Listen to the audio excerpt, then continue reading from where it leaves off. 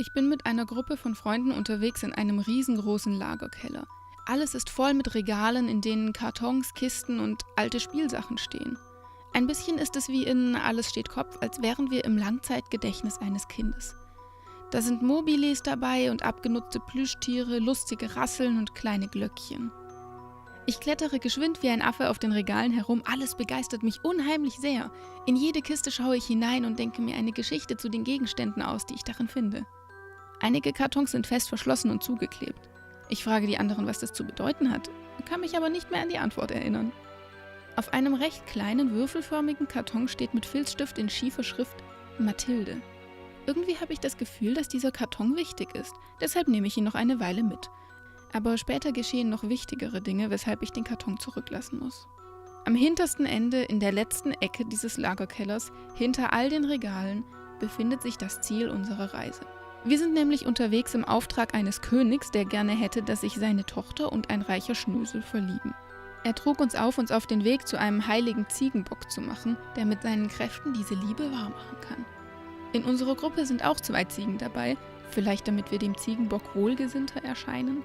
Die eine ist ein rüpeliger, frecher Teenager. Die andere ist ein kleines Zicklein, dem eines seiner Hörner viel zu kurz geraten ist und das andere Horn fällt ihm ständig ab. Es ist ein bemitleidenswertes Ding und es ist noch schlimmer, weil die andere Ziege ihn ständig deshalb aufzieht, obwohl ich immer mit ihm schimpfe, wenn er das tut.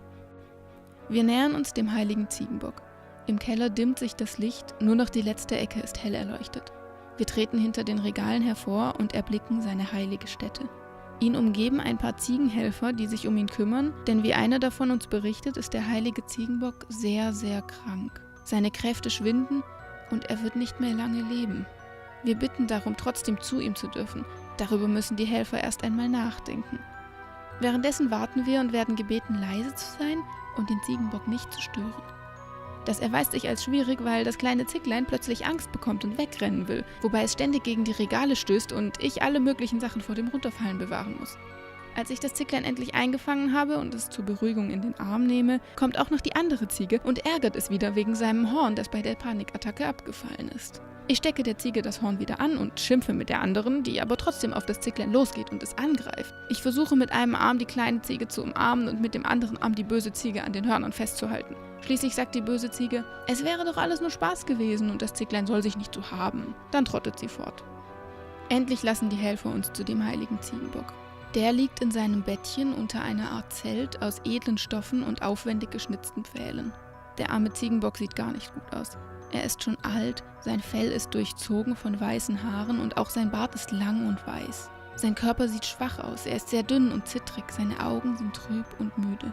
Außerdem fehlen ihm beide Hörner. Er erzählt uns, wie er die Hörner verloren hat. Leider weiß ich das nicht mehr genau. Aber ich weiß noch, wie traurig und mitfühlend das kleine Zicklein zu ihm aufgesehen hat und ich meine, es hätte fast geweint, weil es ihn so gut verstehen kann. Jedenfalls bitten wir den Ziegenbock trotzdem, wenn auch schweren Herzens, um das, weshalb wir zu ihm geschickt wurden. Er aber kann uns leider nicht mehr helfen. Er sagt, seine Kräfte schwinden zu sehr, besonders der Verlust seiner Hörner nimmt ihm all seine Kraft. Kurz darauf stirbt er vor unseren Augen. Wir trauern alle sehr, aber am meisten trauert das Zicklein. Aber plötzlich hat das Zicklein einen Geistesblitz. Es nimmt sein eigenes Horn, das ständig abfällt, und steckt es dem heiligen Ziegenbock an. Tatsächlich funktioniert es. Das neue Horn gibt dem Ziegenbock Kraft und lässt ihn wieder auferstehen. Der Bock bedankt sich sehr herzlich bei dem Zicklein für seine selbstlose Heldentat. Dann aber sagt er, das Zicklein möge doch bitte sein Horn behalten, denn es ist noch so jung und klein, habe noch sein ganzes Leben vor sich und er sei sowieso alt genug, um zu sterben. Er spricht dem Zicklein ein langes Leben und viel Erfolg zu, reicht ihm sein Horn und sagt zum Abschied, er sehe ein gutes Herz in dem Zicklein, es werde seinen Weg fortsetzen und allen Gutes tun.